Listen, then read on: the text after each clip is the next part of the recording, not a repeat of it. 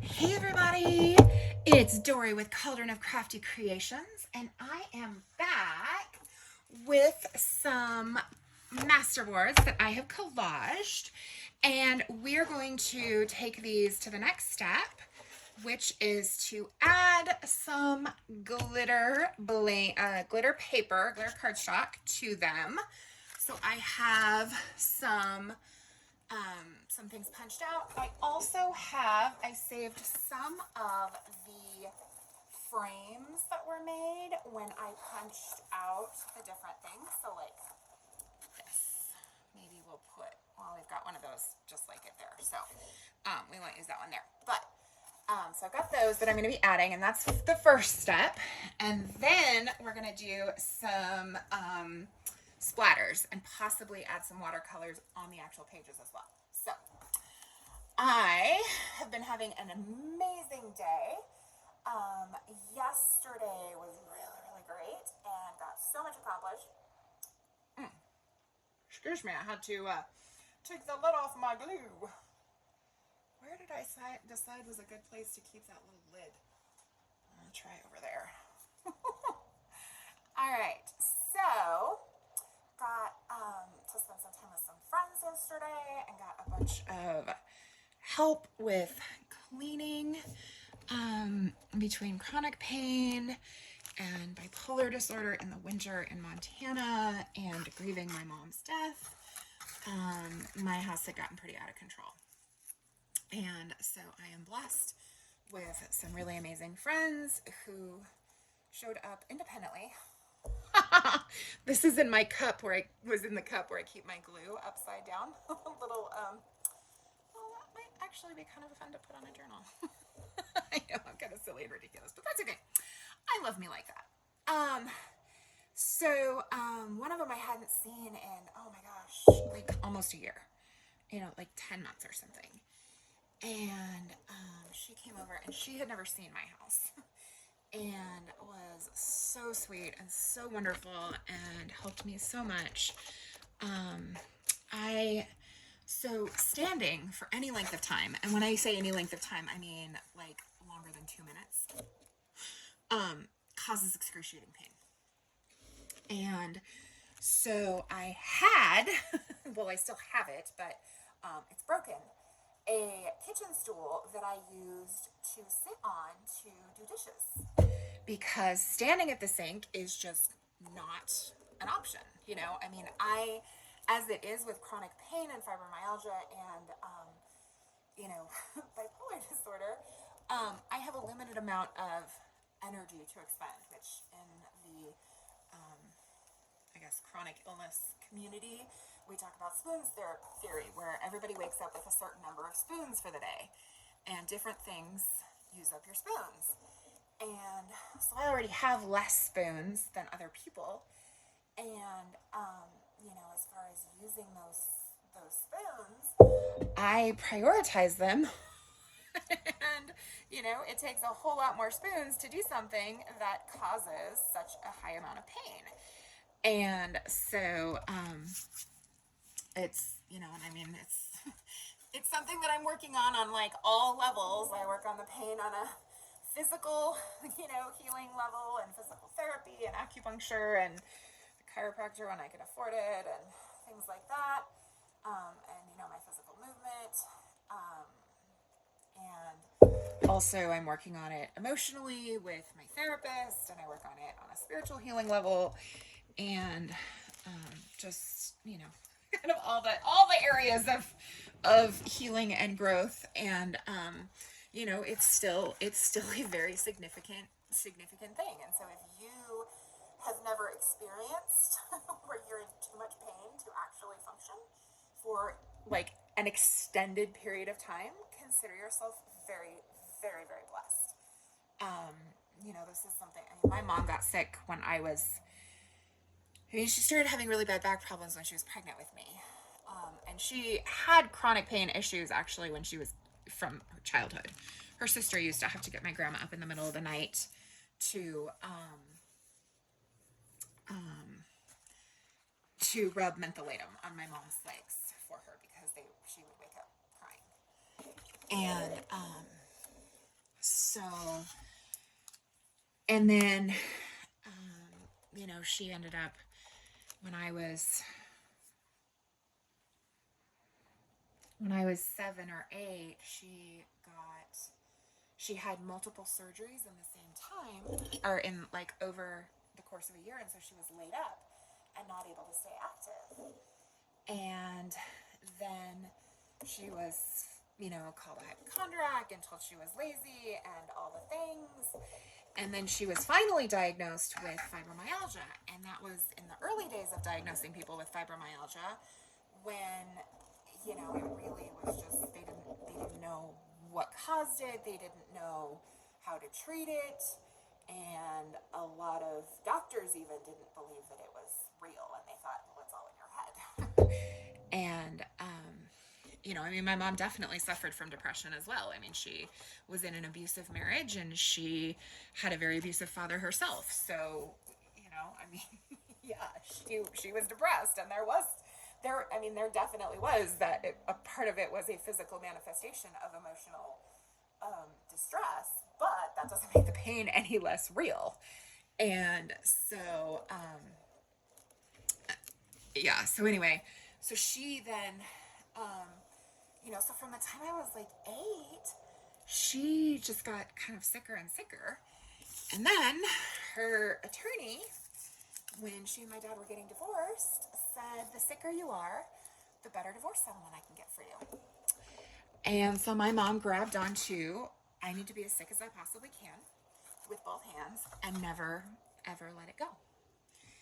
And it was really hard to watch. It was really sad. It was hard as a kid growing up with a mom who was sick. And she was, I'm the lucky one because I'm the oldest. So I still have memories of her when she was healthy and she was well. And she did push herself to do a lot of things, even when she was in a lot of pain from it.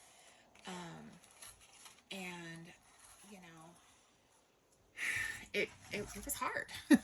And that's, there's no ifs, ands, or buts about it. It was definitely difficult. And I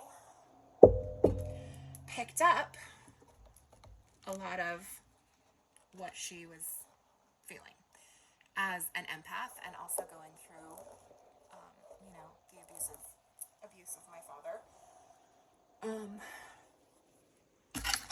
It was, anyway, so I manifested with similar symptoms to my mom's, including the weight.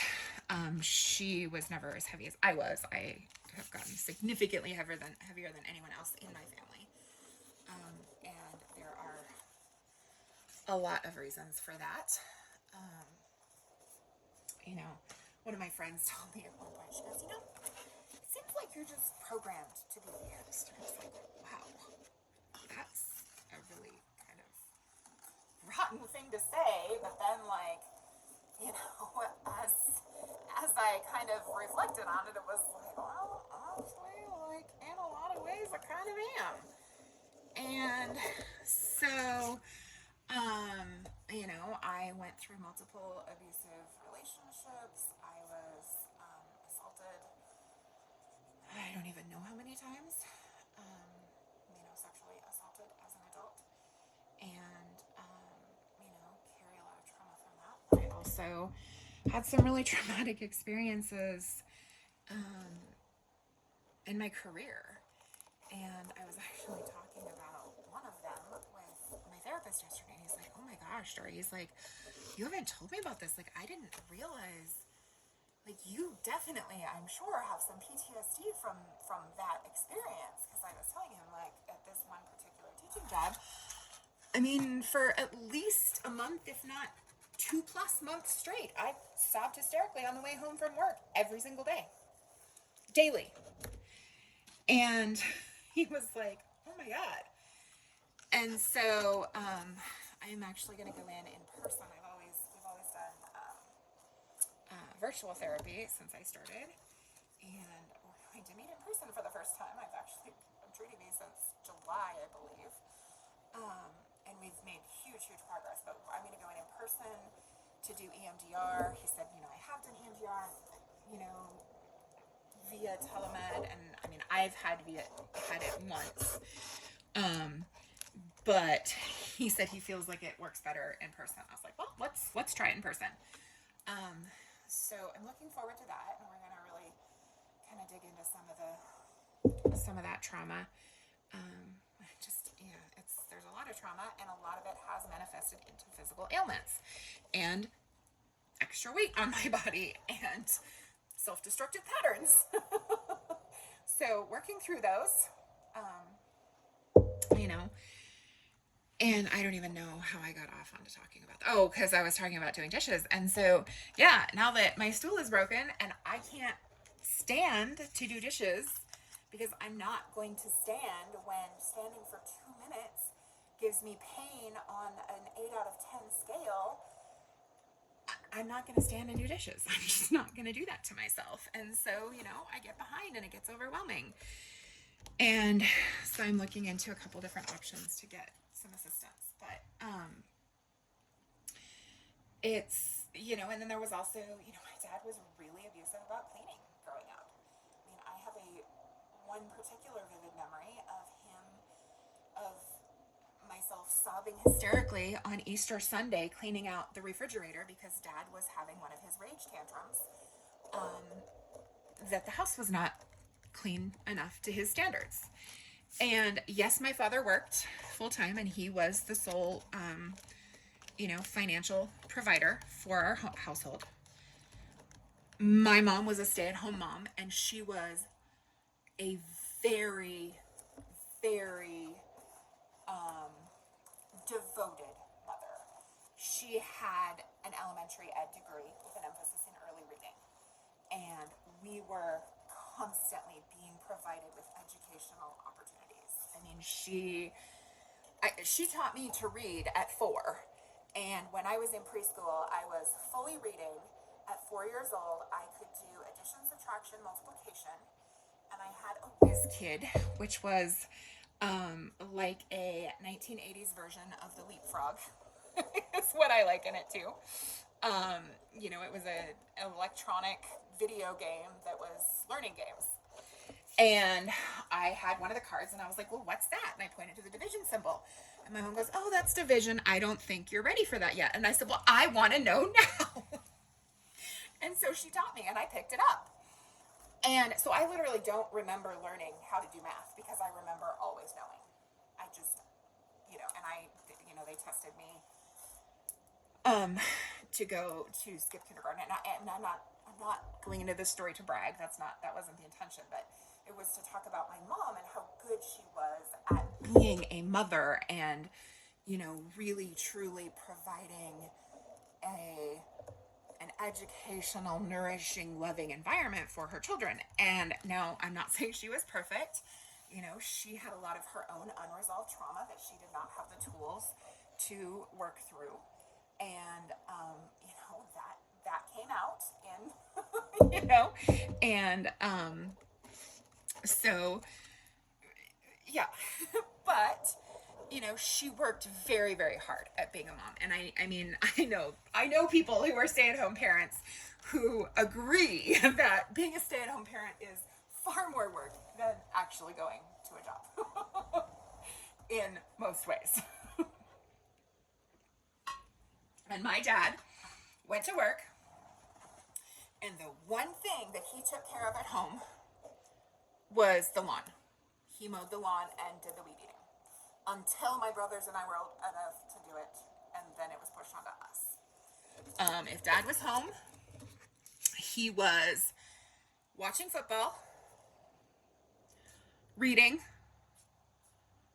or doing something in his office. He didn't pay a lot of attention to us as children. I do have memories. I mean, so as the oldest, I do have, I talk about my dad, but I do have some really, really good memories. I used to go to work with him, and I, loved going to work with Dad, and doing, he owned a bicycle store, and he worked nights at Kmart assembling bicycles, to make ends meet until the bicycle store was making enough to, pay the bills. And, I would go, I remember going to work with him at Kmart, and I remember, oh my gosh, I was so proud and I felt so grown up when he taught me how to screw the pedals on, and that was my job while he was assembling bikes, was I screwed the pedals onto the bikes, and so I helped Dad assemble bikes, and then at the bike shop, his bike shop, I vacuumed and I dusted the bikes and I sold stickers.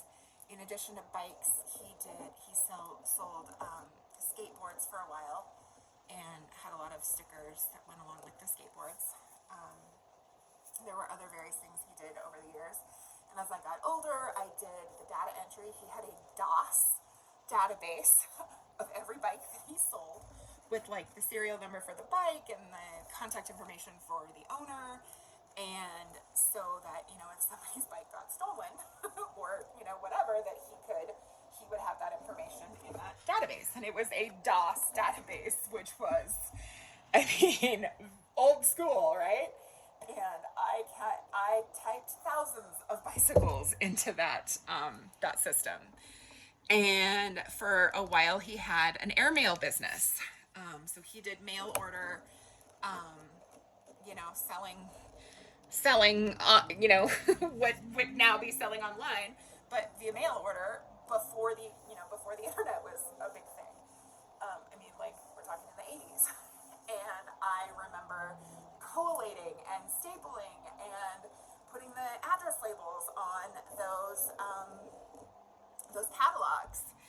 And as I got older, when I was in college, he talked me into working for him one summer and running the eBay portion of the business. And so I did literally everything from photographing and writing ads for a lot of the things. He had to help with the writing of the ads of some things because I didn't have, necessarily all the details, but to like inputting and creating the ads for them, to then tracking what had been paid for, and then packing and shipping all of the items. And sometimes that involved some mechanic work. And one time I always over the years had a crush on at least one of the guys that worked at the bike shop. And that summer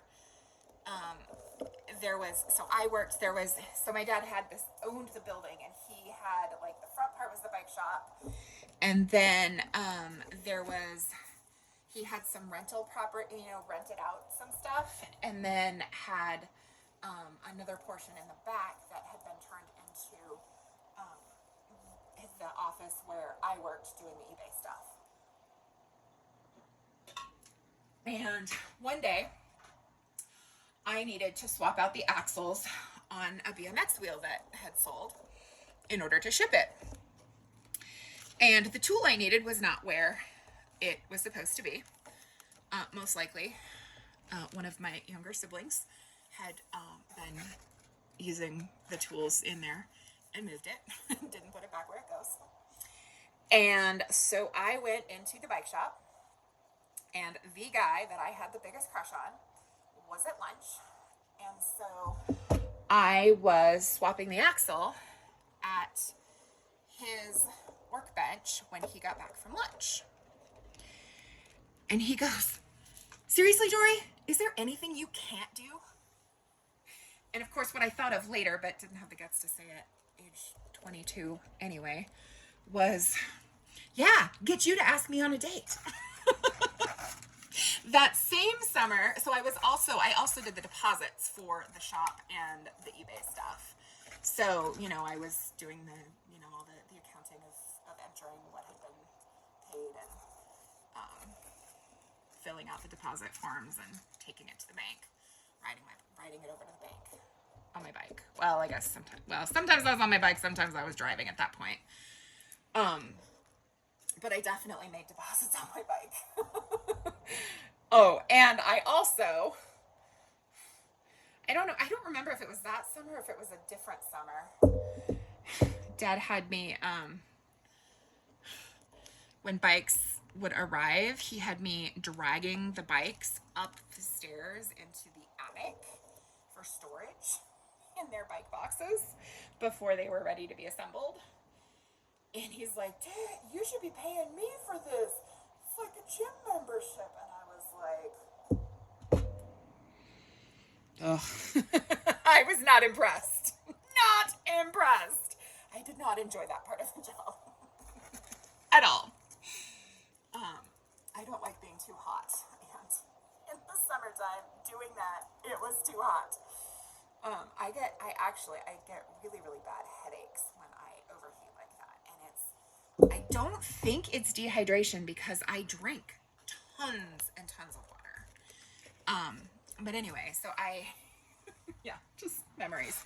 So, I mean, I do have good memories of my dad, and I don't know. But anyway, so going back to, like, my mom was a very good mom, and she did a lot with us kids. And, we were constantly being read to and, had educational music and educational games and water play and, all of the things that she could do to help our minds develop. She did. And I mean, when we were little, I mean, she was very active, and she had a cart that she pulled behind the bike, and pulled us in behind her bicycle, and we would ride all over town. And as I remember riding in that as a little kid, and then as I got older, like, I would ride beside it while she pulled my little brothers in it, and and so it was. But as she got older, she was less and less able to do that stuff. So a lot of those memories were from before we moved out to the Target Range area, which we did when I was in second grade. So, but I mean, even then, like, I remember us riding our bikes down to the school together, which was about 3 blocks away, and and Mom riding with us and doing things like that. So she still did some active stuff at that house, but we were in that house when she got sick. I think I was in 3rd grade. 3rd and 4th grade, as she got, started getting really sick. And so, she was able to do less and less. But what I was saying is, I mean, Dad went to work and made money. And he came home, and the only work that he did at home, pretty much, was the lawn. Mom did everything else. And Dad didn't like his shirts being put in the dryer. And so Mom was extremely meticulous with laundry and got out every single stain in every single piece of clothing.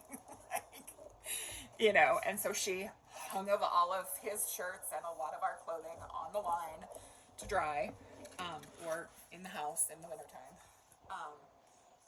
And I mean, so this is another memory of this is how little Dad did around the house. Mom and Dad had a laundry chute in their bedroom, and my dad's side of the bed was always a disaster with his dirty clothes. Mom's side was always clean. Dad wouldn't even take the couple of steps to put his own laundry down the laundry chute in their closet. So, yeah. But anyway, that was, and I mean, Dad was a workaholic, and he worked round the clock. He was at work all the time, or we thought he was at work all the time. He was also cheating on my mom for most of their marriage. But he, and the guys at the shop would be like, could you take him on a vacation? And I was like, he won't go, and we'd rather go on vacation without him. And we did. My mom was like, I'm not going to miss out on taking my kids on vacations. And so we traveled and, left him at home. And so, there were times that we traveled as a family, and I also have some really bad memories of those times that, Dad father in a lot of ways. There were times that he was, but there were a lot of times that he wasn't. And I took the brunt of that. He was a completely different father to males than he was to me. And I mean, his family was extremely chauvinistic and very much, like women's work and men's work, and the men can have 2 hamburgers at dinner, but the women can only have 1. And I mean, just lots of garbage, lots of beliefs that I did not and do not share. Didn't share men, and I still don't share them. But I mean, we're all a product of the environment that we're raised in. However, we're also all responsible for learning and growing and doing better. So there's but anyway, so I have I have trauma around cleaning, and there's also this belief that my father planted when I was a child, that I'm not good enough and I don't deserve the good things in life and don't deserve to be loved. And he planted those beliefs in my mind because they were planted there by a stepmother who couldn't love him the way he needed to be loved. And so his birth mother died when he was 15 months old.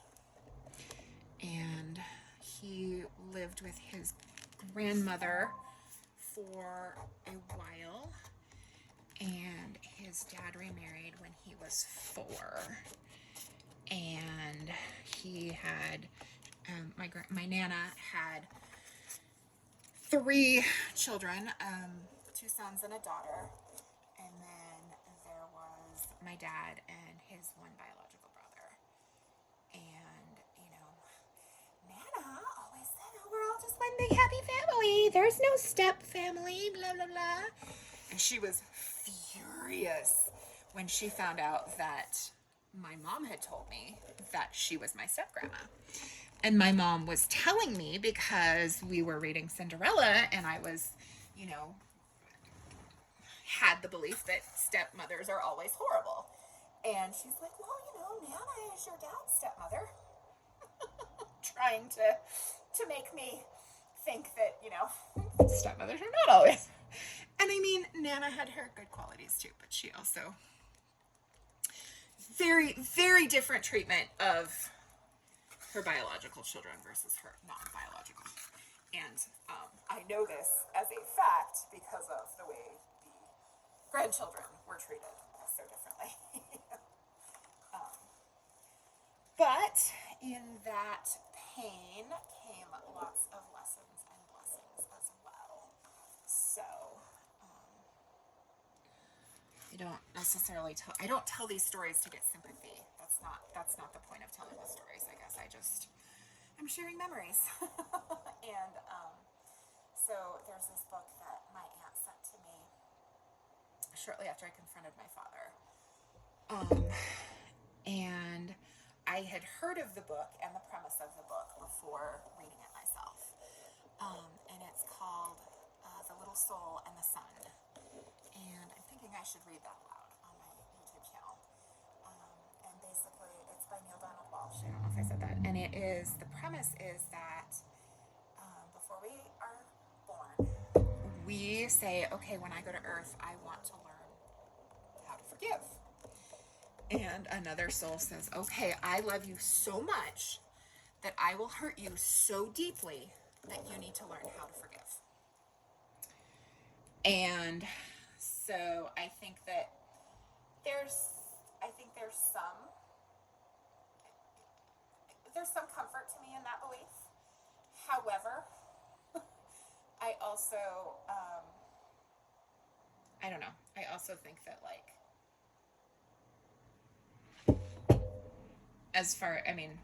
forgiveness is not for him. Forgiveness is for me. I don't absolve him of what he did. What he did was not acceptable. I do forgive him because I'm not willing to carry that anger and bitterness around in my body because I'm the one that it hurts, not him. So that's my belief on that. I mean, and it's a situation and belief. And I mean, and I've seen many, many, many past lifetimes where he has hurt me very deeply. And so that makes it a little bit harder to kind of accept it as that was his soul's mission. And more believe that he is a soul who has a lot of growing to do.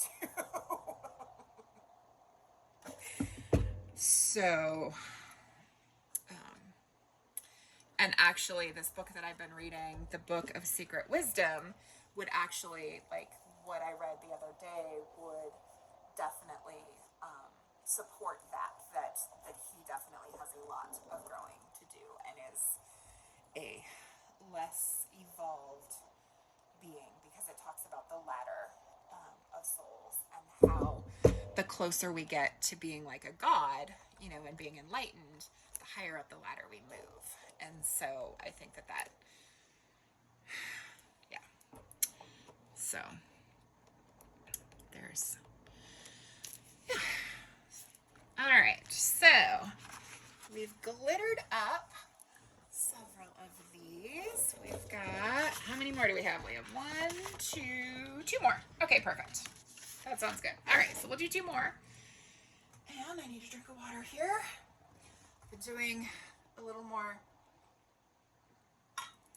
organization of my craft space, figuring out how to organize all of this wonderful bounty of craft supplies. I say that I store all of my craft supplies in a giant box. Some people would call it a house. I call it a craft storage box. And I have one of the rolling craft carts with the 3 tiers. And I had one of my sewing machines on it, and it's a really old, really cool old antique sewing machine that is like all metal. And it's really, really heavy.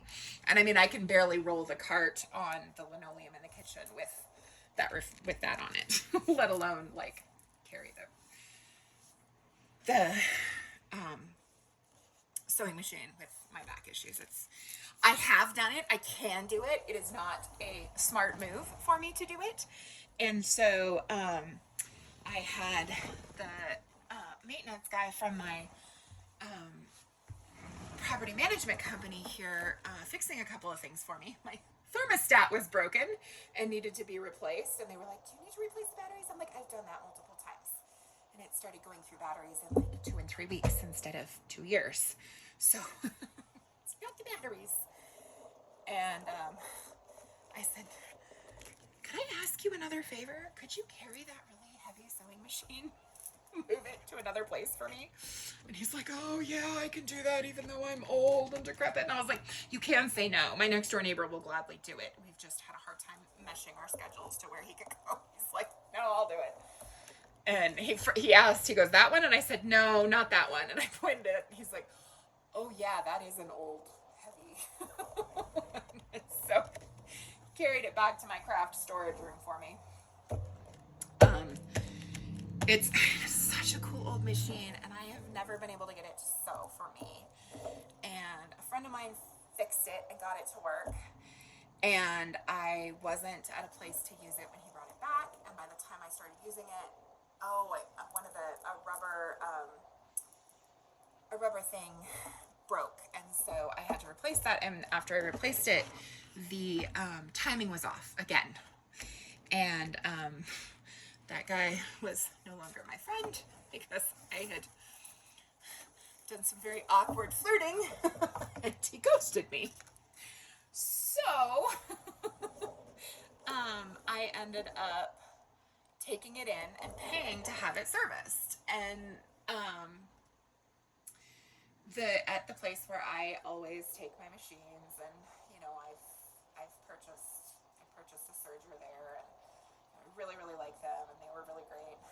And they fixed it, And I picked it up right as they were closing because the owner decided to retire. And so, and then I brought it home and again was not in a place to sew with it. And so it got set aside.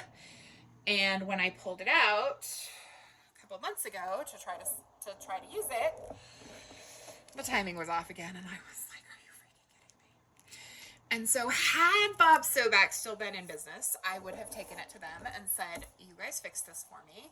And I set it aside and I've now taken it out to use it and the timing is off again. So please fix it again. But they're no longer there. He does still have an online store, so maybe I will email and see if that's an option. But I decided that maybe that meant that it's time to sell the machine because I tried tinkering with it. I watched a couple videos and I was like, I just don't think I have the patience to be the person to tinker with it and make it work. And that guy had actually told me when he was working on it, he goes, we were working together at the time and we had actually gone to high school together too. So he goes, yeah, I think I'm gonna have to do a lot more practice stitching with practice on that. I was like, oh, is it giving you trouble? He's like, oh no, just the opposite. He goes, if you ever want to sell this, please let me know. And so I actually texted him. He ghosted me and I was like, wonder if he blocked me. But I actually have a different phone number now. So I was like, well, let's try. So I sent him a text with a picture of it and said, you still interested in buying this machine? And I never heard back. So I'm going to have to sell it elsewhere, apparently. Though now that I've come up with the idea of emailing Bob, I might try that first.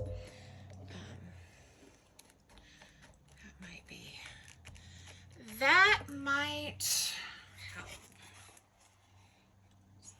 There's a possibility. I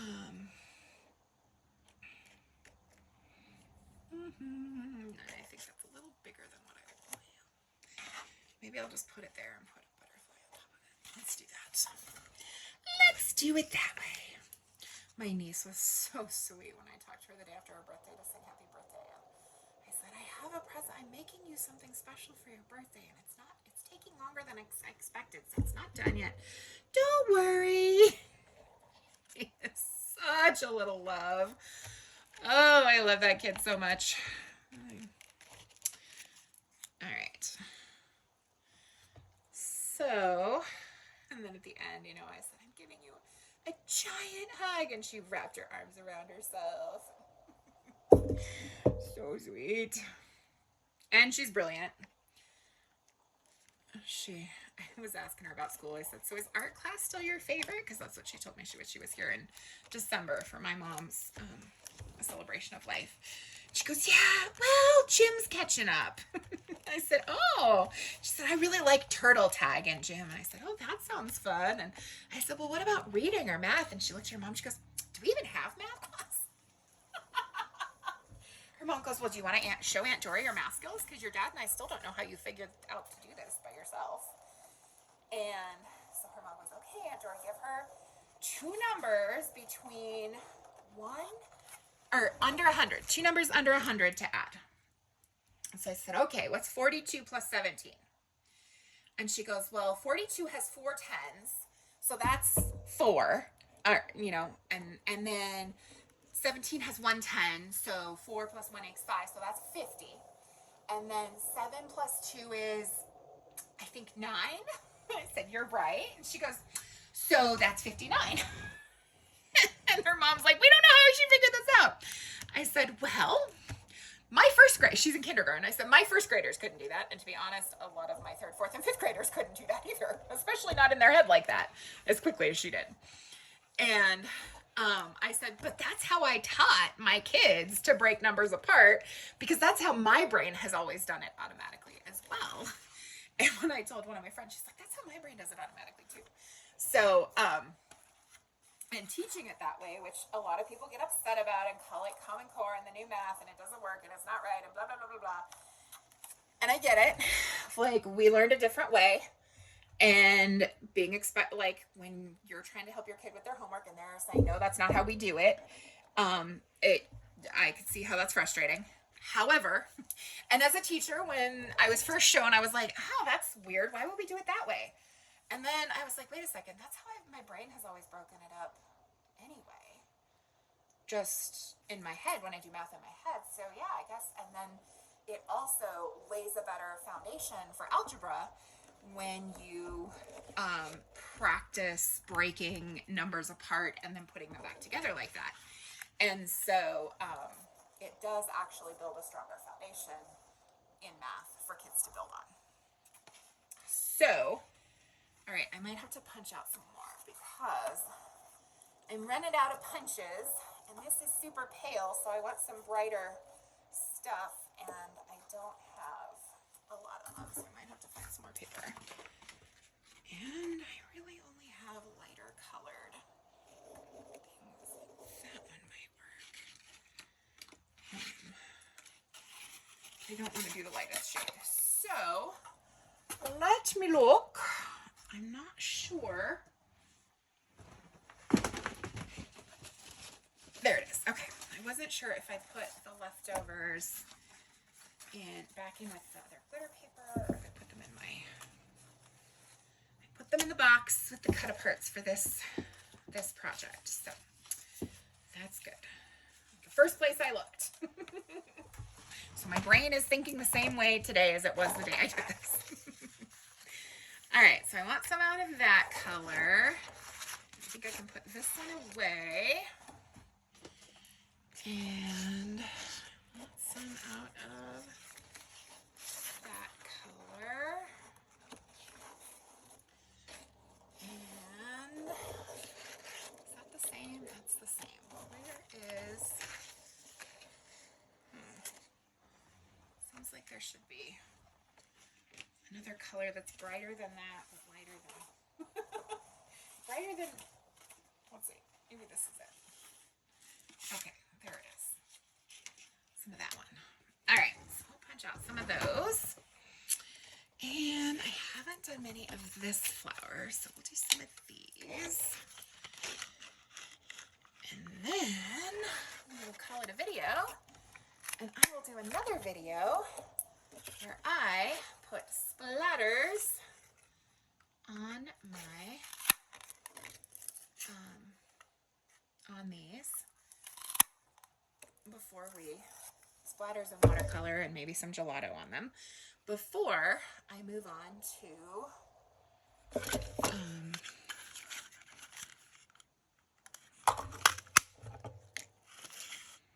to cutting them apart and making tags to go in the journal. All right. Ooh, I just had an idea. Let's see how this works. Okay, so I'm going to put that over there. I'm going to take this. I'm going to see about... Oh, darn, it's too small. There we go. I can't control it as well as I'd like, but what I'm going to do is I'm going to punch out a little one out of it. So then it has... Oh, shoot, it was on the edge. Darn it, it didn't look like it was. Oh, darn. Well, that's okay. We'll figure out a way to make it work. I was like, oh, it'll have a window. It'll be so cute. Might need to glue it on a strip and put it in there. But of course, I'm going to try it again.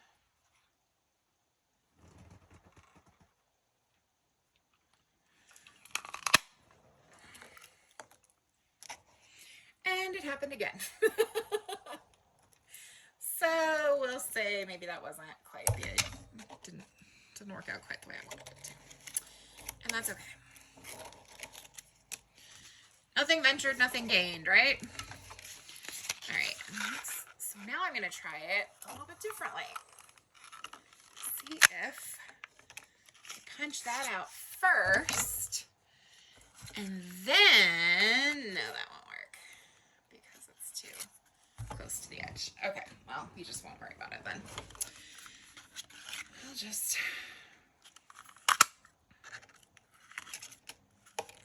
do a couple different things here.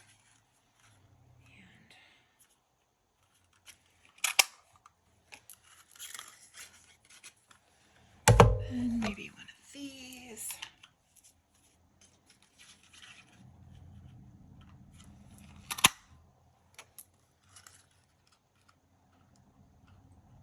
2 of those.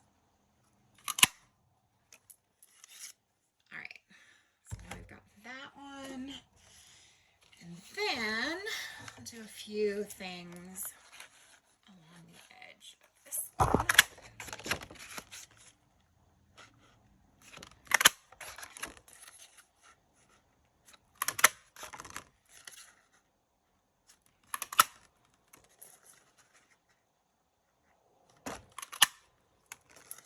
Okay, so we've got those.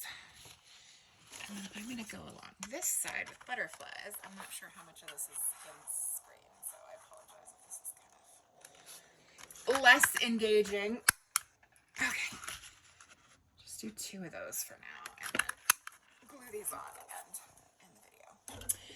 All right, so now that we have a little more variety in the brighter colors,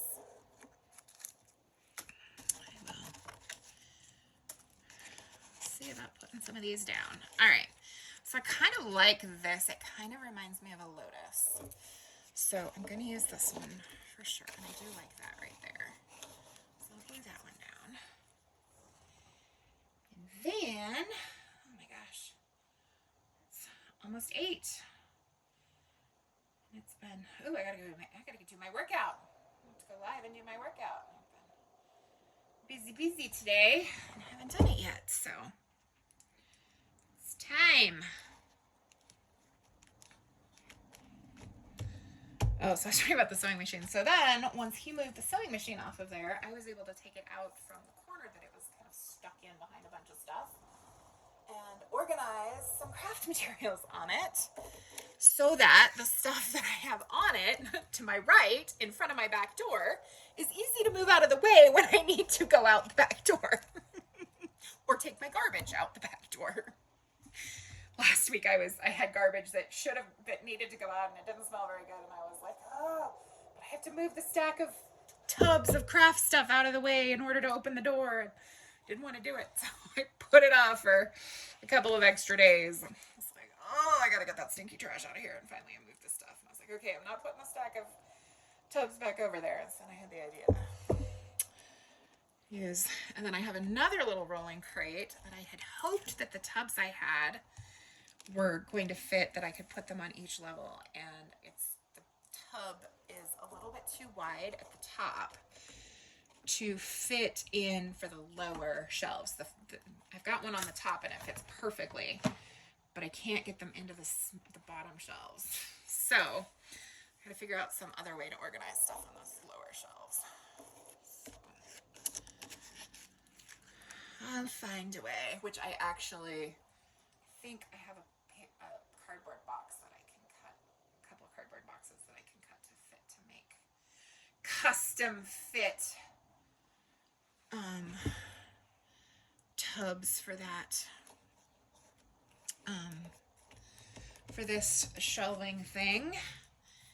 And I could also use like these small boxes that I get from HP Instant Ink that I have some of these for my punches, and also for some of the cut aparts I have stored in those right now. So I could do that. I did think when I put the glitter thing on there, I was like, I'm gonna have to decorate these boxes and make them pretty. So maybe we'll do another video doing that one of these days. I'd like to get this journal done and in the mail, you know. Did I just, no, okay. I was like, did I just glue 2 of those right next to each other like that? I don't think that was how I would do it, but let's see, maybe I'll put this right here. Maybe I'll put it around that. I'm gonna put it around that clock. So the clock is peeking through the flower that looks kind of like a lotus blossom to me. There we go. And that kind of mirrors the circle around the shelf with the books and the clock. So I like that. I like it. I like it.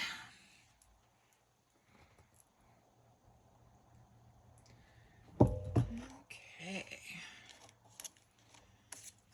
And I'm going to put a butterfly down here.